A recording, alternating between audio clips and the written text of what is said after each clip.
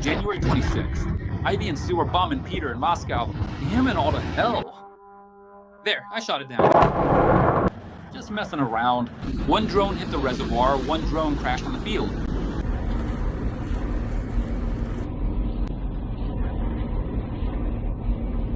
Shoot it down, damn it, damn it. Bring it down here, closer, you can see. It's asking for a promotion. Muscovites are quiet. In the center of Moscow, it explodes.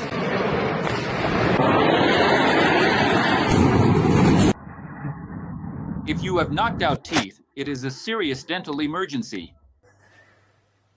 Hello, Dasha. Hello, everyone. What do you think of the news? It seems to me that soon all of Russia will sink. It's just not clear in what. Maybe even in blood. Or in Vladimir Putin's performance, or simply, as they say, the belly button will come undone, and in the end, all of Russia will be flooded.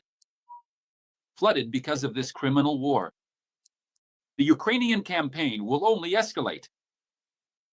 A campaign to undermine the advance of Russian troops. It has stalled. It has stalled in the Sumy region, the southeast direction. It's gradually stalling, and we can actually see that this is a major success. What the armed forces of Ukraine are doing now, along with other Ukrainian intelligence services, is extremely important. Right now, all capabilities are being sabotaged. I wouldn't be surprised if soon ships are simply blown up, vessels of Russia's Pacific Fleet are sunk, submarines are sunk, and fighter jets are destroyed. More bombers as well are starting to get hit, and you know why?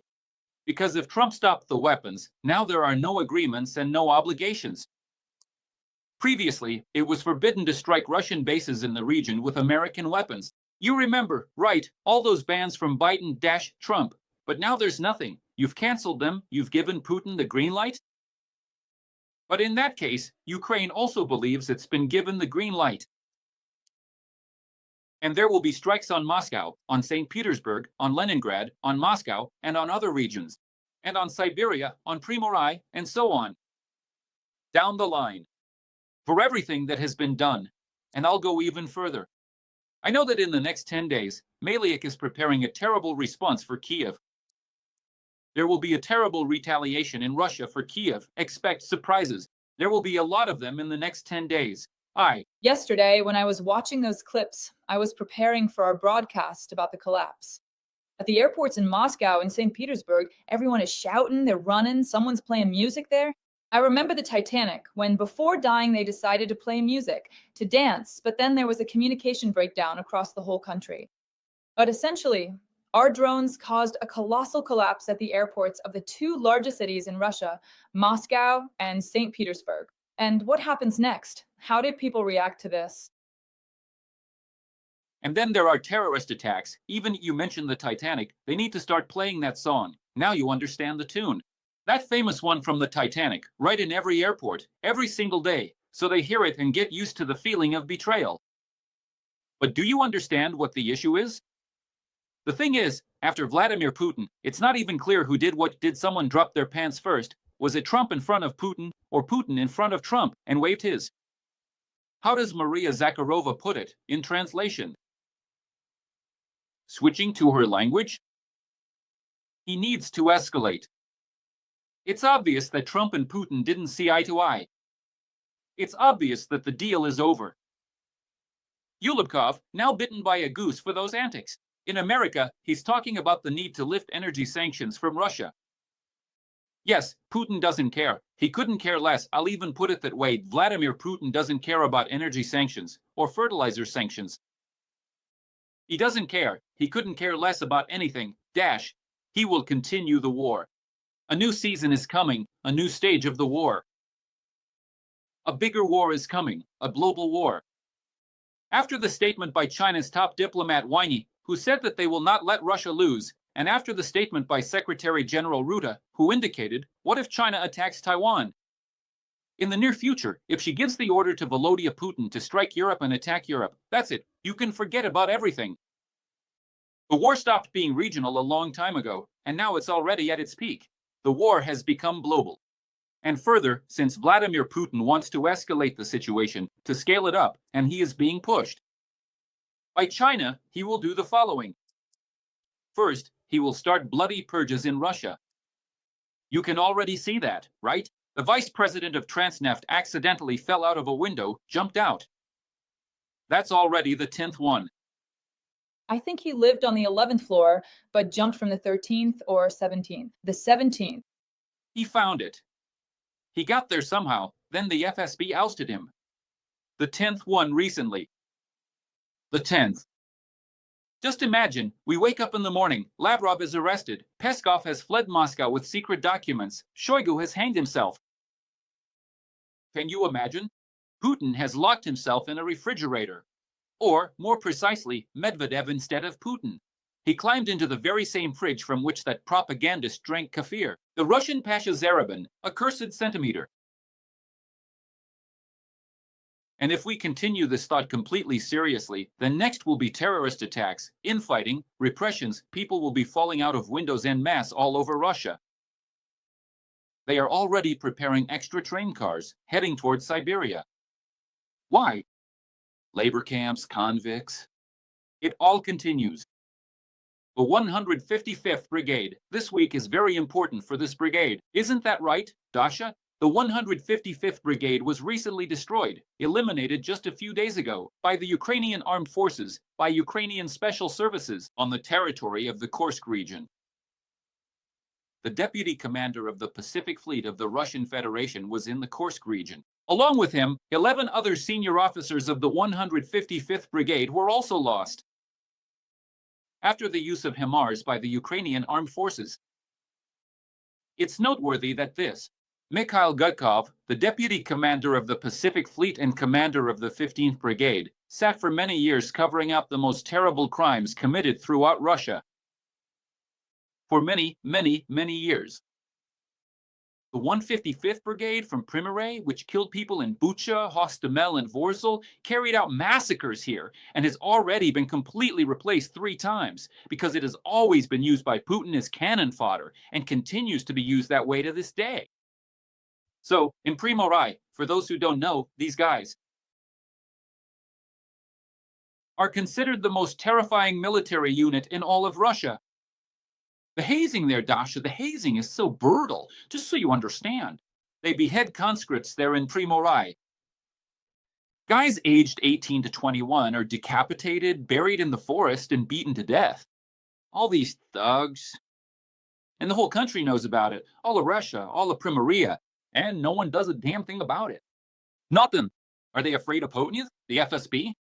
Some shitty unit. Some shitty 155th Brigade. Stand up. The whole region, stand up. Just twist their damn heads off. Beat them with shovels, those bastards. Mikhail Gudkov. Ukraine and the armed forces of Ukraine did the dirty work for them. Just like Israel did all the dirty work for Iran now. But still. So for the 155th Brigade, it's a holiday, Zyuganov. I thought he was dead. I thought he was a goner, that he was already dead, Zyuganov. No, he showed up. He showed up and said, we need to cancel all these decrees. Khrushchev's. No, we shouldn't condemn the cult of personality. Stalin is alive and will live on. An order from the Kremlin. So mass repressions, mass crackdowns, imprisonments. Another gulag, the bombing of Ukraine. He will intensify and scale all of this in the near future. So, friends, let's respond to the siren. Let's react to all possible warning sounds. But most importantly, even terrorist attacks. Terrorist attacks all over the country, especially in Moscow and St. Petersburg. Why? Why would he blow up Gum? Or blow up Prishtenka? Or blow up, I don't know, a stadium? Maybe a stadium? Oh, it's Wayne. Because it's necessary. It's necessary to abandon contract mobilization, to give up the contract army. Everything needs to be switched to a conscript system. Why? Because Putin is running out of money for the war. He's running out. Now, the Americans are imposing sanctions, whether it's with or without Trump. The Americans are imposing sanctions. Congress is imposing sanctions. That's clear, too. Abramovich, money is already, right this second, being taken out of America. The Americans are imposing sanctions. The Russian economy will get even worse, and it will start to shake. There's already a mess called a recession. So what next? But money is needed for the war. The defense industry needs it, and they need cannon fodder. So where do you get the money? Take it from the cannon fodder, send them to war for free, and hand everything over, whatever is left, to Rostek, to Rosaboron. How do you do that? You need to provoke some kind of explosion from within. How do you provoke an explosion? Organize mass terrorist attacks, blow up apartment buildings, blow up the Moscow Dnipro, blow up the metro, blow up Ostankino, whatever you want, even Red Square if you have to. Along with the mausoleum, he'll even remove Lenin from the mausoleum just in case, so he doesn't end up lying there next to him. He'll close the mausoleum and blow it up too. I don't know, what difference does it make? There'll be mass terrorist attacks all over the country, all over Russia. It'll all be blown up. Absolutely everything. And then they'll pin it all on Ukraine. And that's how they'll start a new phase of the war in the near future. Is the Kerch Bridge an important target for us to eliminate? What will happen if we seriously damage it? It's important for Putin. Because then all of Russia will see that he's got nothing. He's exposed. That he can't do anything. Why are there explosions happening in Donetsk right now? Why are missiles flying at Donetsk, at the Donetsk region? Because Putin took away the anti-missile and air defense systems from there. He redirected the anti-aircraft systems to Crimea, leaving Donetsk and the Donetsk region completely exposed. There were strikes on Kharkiv. Yes, the 8th Combined Arms Army was destroyed, left leaderless, without generals or colonels. Recently, Ukraine delivered yet another catastrophic blow to them, to the Russian army. So now, Donetsk is exposed, more precisely, it's Donetsk that's exposed, because he sent everything to Crimea for its defense. The Black Sea Fleet base will be destroyed, the remaining ships will be destroyed, and everything he has been building there for over 10 years in the occupied Ukrainian Crimea will be destroyed. They are being driven there like cannon fodder, like a human shield, using their own Russians, their own fellow citizens. They are just like him. It just doesn't make sense. Who is the continuation of whom? Is Putin for Russia, or are Russians for Putin? Do you understand?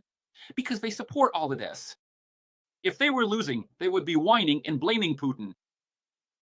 And now, when Putin is bombing Ukraine, every single day, relentlessly, and Trump turns a blind eye to it, they rejoice, they celebrate.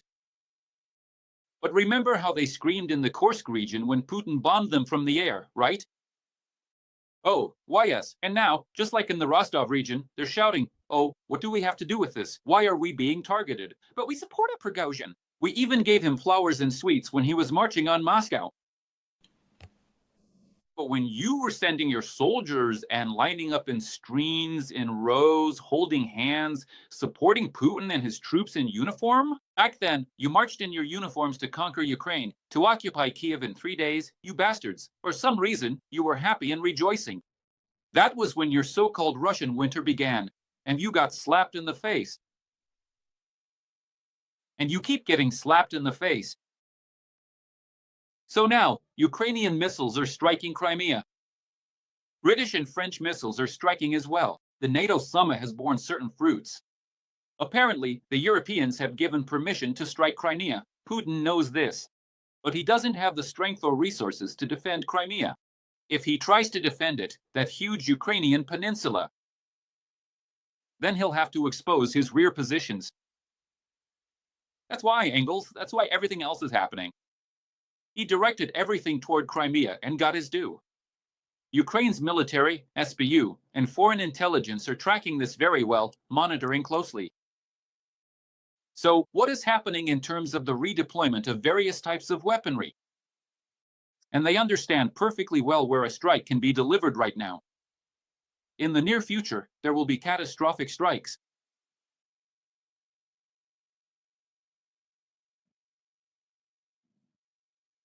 This event stands as a catastrophic, deadly, and fateful strike against Russia, representing a moment of profound tragedy and immense destruction for the nation.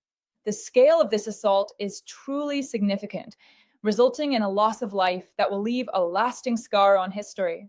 Such a severe blow carries heavy consequences that are likely to reshape the geopolitical landscape of the region for years to come. Moscow, St. Petersburg, and internet outages, all done by Ukrainian drones, which Sabinin tries to catch. Wait, let's continue. No, no, no. We have nothing to do with the internet here. We're not the ones shutting it down. It's those buddies who are shutting it down. Sabinin, Putin, the FSB guys, and all the rest of them. But why? Because they need Muscovites to know absolutely nothing, so that the capital stays silent and asleep. They've set records. You know, they shut down the internet in key cities and regions of Russia about 100 times over the past year, if not more.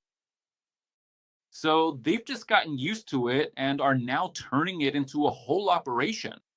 Why are they doing this? One fine day, the internet will disappear in Russia. Russia will curl up into a cocoon and fall into a deep, lethargic sleep. And even a flood won't help. Everyone will just sleep through it. A bloody one called Putin. Putin. He'll bomb everyone. He opens his favorite Pushkin and reads The Bronze Horseman.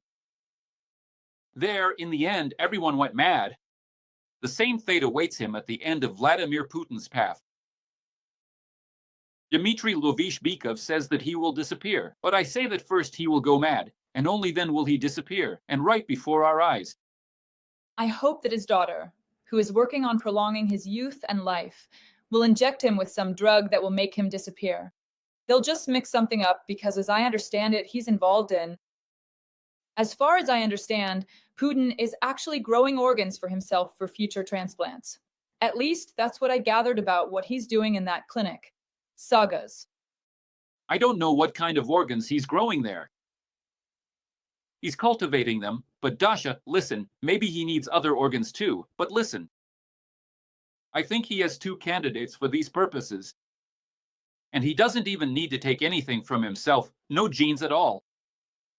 There's Shoigu and there's Medvedev. Just mummify them like that, preserve them, and then take Shoigu's cheeks for yourself. Why pay money? Why spend money on all that plastic surgery? Inject yourself with Botox or whatever else he's using.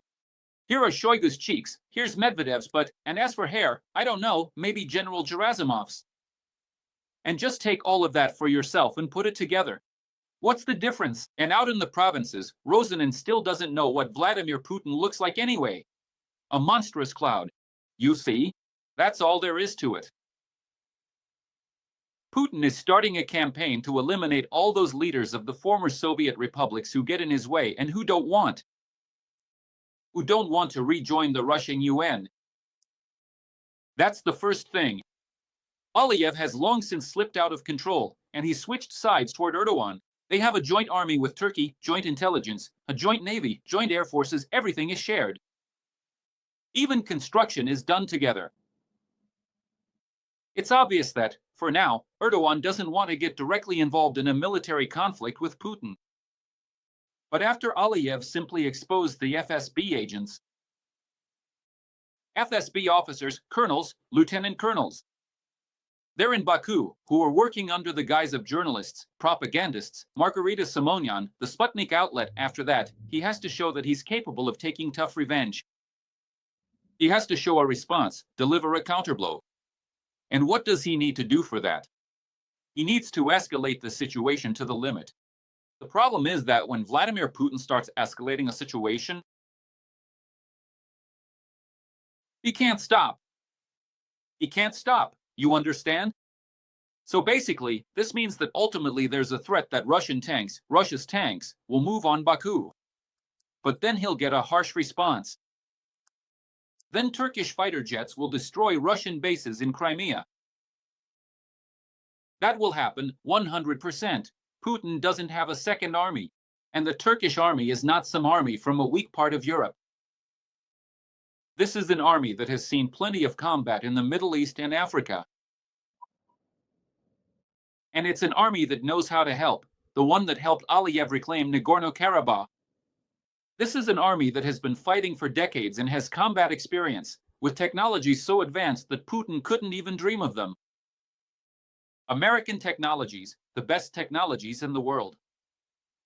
I'm more than sure, and by the way, The Azerbaijani army has Israeli technologies, some of the best in the world.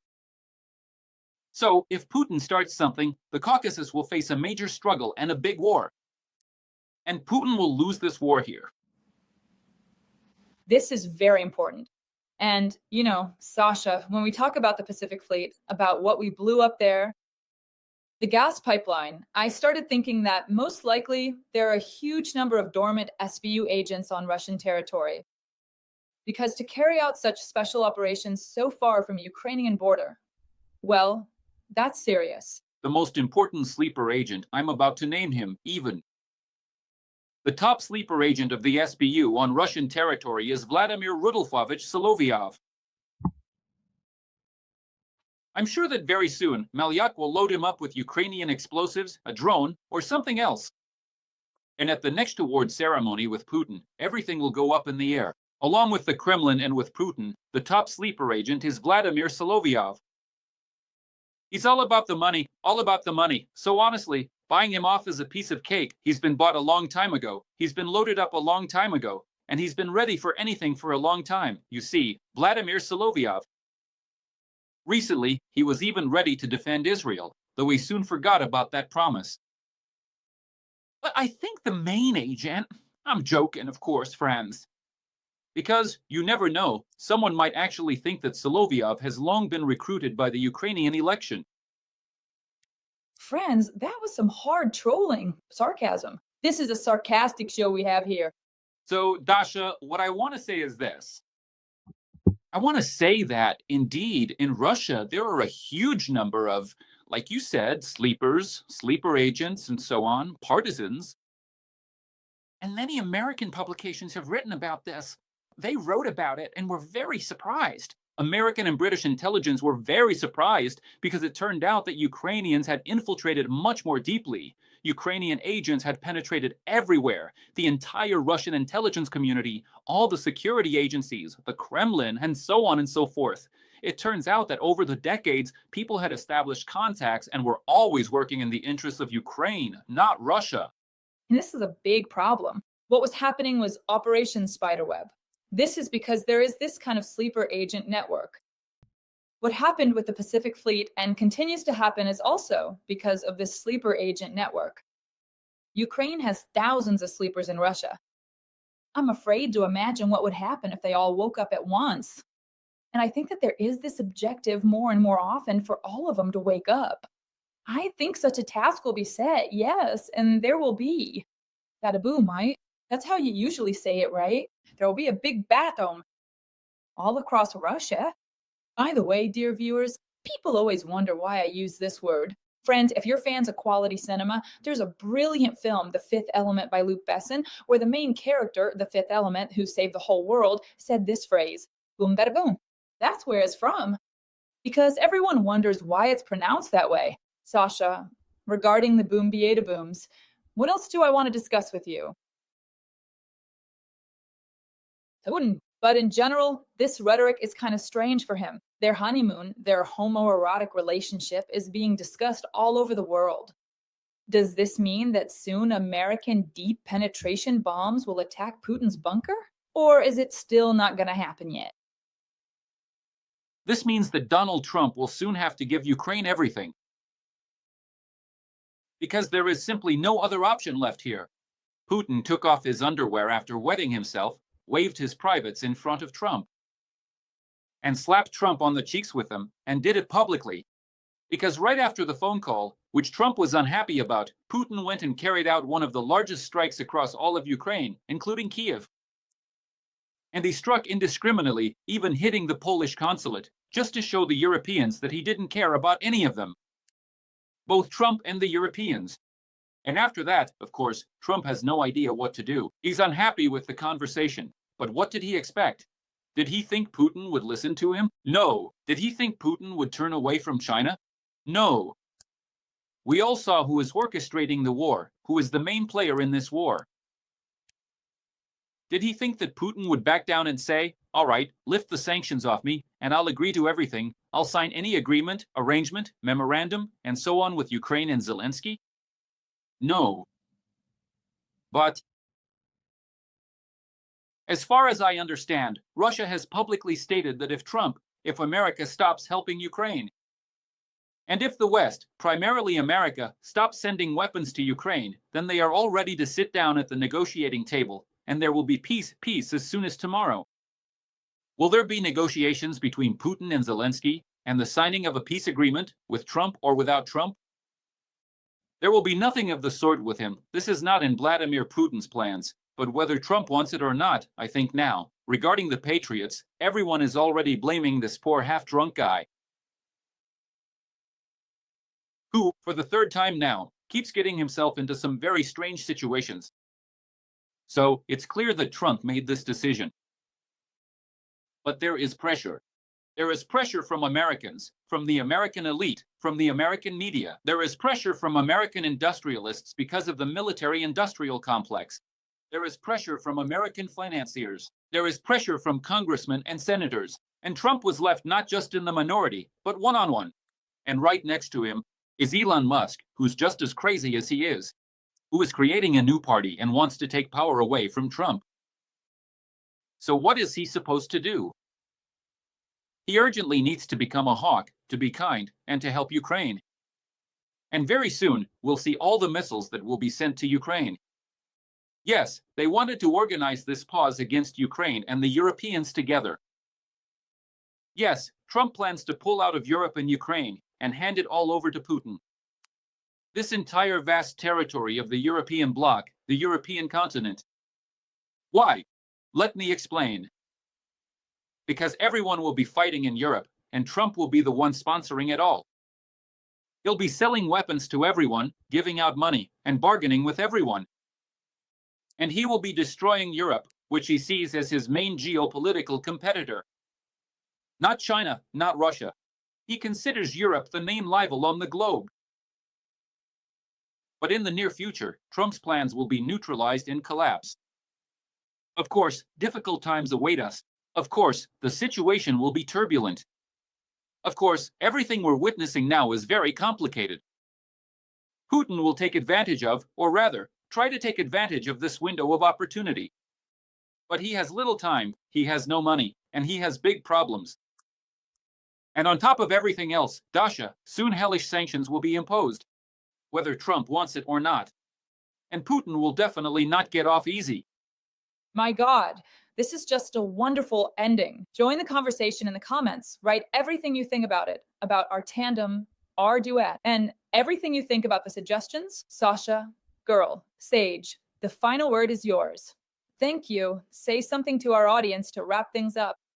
Friends, hang in there. Everything will be all right. Putin won't take away our hope. Saba, until we meet again, Ukraine. See you next time. Bye. Glory to the heroes.